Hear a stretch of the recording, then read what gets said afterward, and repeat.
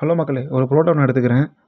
அடுத்து வெங்காயம், கேரட்டு, முட்டைக்கோஸ் நீளமாக கட் பண்ணி வச்சுருக்கேன். கொஞ்சமாக பச்சை மிளகா, கொத்தமல்லி இதை போட்டு கொஞ்சம் நல்லா கலந்துக்கிறேன். இதுக்கப்புறம் டொமேட்டோ சாஸ் ஆட் பண்ணியிருக்கேன். அப்புறமேலு கார்லிக் மைனஸ் இதையும் போட்டு நல்லா மிக்ஸ் பண்ணி எடுத்துக்கிறேன். நம்மளோட மிக்சிங் ரெடி ஆகிடுச்சு.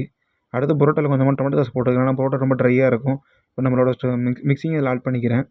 கொஞ்சமாக சால்ட்டு, லைட்டாக பிளாக் பெப்பரு, கொஞ்சமாக சில்லி ஃப்ளெக்ஸு இது மூணையும் போட்டுக்கிறேன்.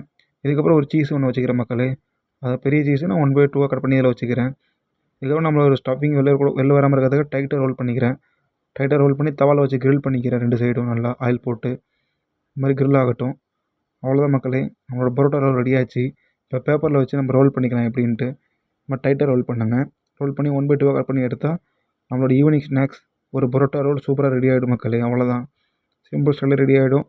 ஓகே, சேனலை சப்ஸ்கிரைப் பண்ணிக்கோங்க. பாய், நான் நெக்ஸ்ட் வீடியோவில் பார்க்குறேன் மக்களே. தேங்க்யூ ஃபார் வாட்சிங்.